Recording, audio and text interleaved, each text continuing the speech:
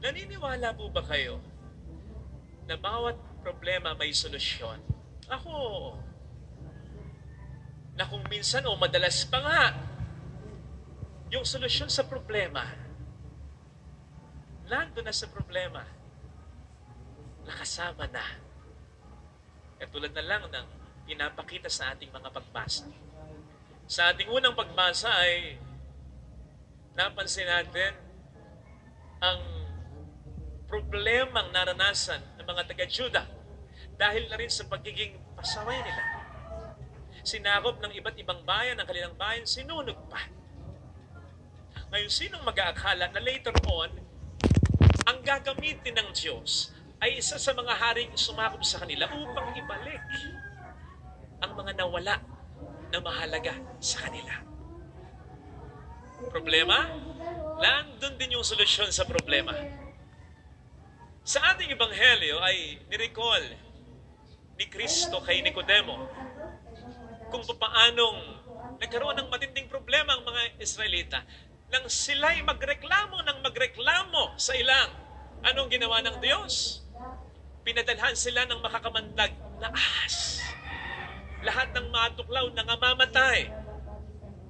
Sino ngayon ang mag-aakala na later on, yung simbolo ng ahas na tanso, ang siyang gagamitin ng Diyos upang iligtas sila na sino mang titingin sa ahas na yan ay gagaling mula sa pagkatuklaw ng ahas.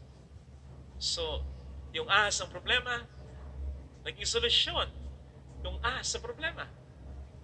Gayon din naman, if we'll try to read between the lines sa ating gospel reading, sinasabi ng Panginoon sa atin na kung titingin tayo sa krus, nakabayubay siya sa krus, marirealize natin ang tindi ng problemang ginawa natin, pinatay natin si Jesus. Sino ngayon ang mag-aakala na ang krus din ito ang siyang gagamitin later on ng Diyos upang isolve ang problema na ginawa ng tao sa pamamagitan na rin ng muling pagkabuhay mula sa kamatayan ni Jesus? Kaya nga ang sabi, at ito ang tema, ng main door natin yan, na wooden. Sa punong kahoy nagkasala ang tao, sa kahoy na krus, iniligtas ang tao. 1 Pedro 2:4, by His wounds, you were healed. Sa pamamagitan ng mga sugat ni Kristo, gumaling tayo.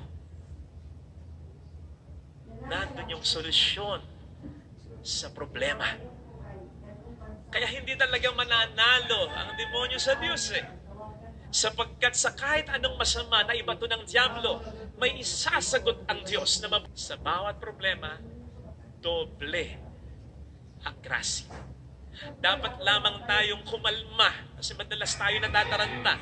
Dapat lamang tayong kumalma upang ito'y ating makita. Solusyon sa problema, nasa problema na. Ang sinasabi sa Romans 5:20 ay ganito, where sin abounds, grace abounds all the more. Kung nasa saan nandun ang pagsuway, nandoon mas nananagana ang biyaya. Ito yung sinasabing sa bawat problema, doble, triple, at mas marami pa ang grasya. Kung minsan nga, sa tulong ni Lord, kahit yung problema nagiging grasya. So walang tapon talaga. Hindi lang kasama sa problema, yung problema ang siyang solusyon talaga.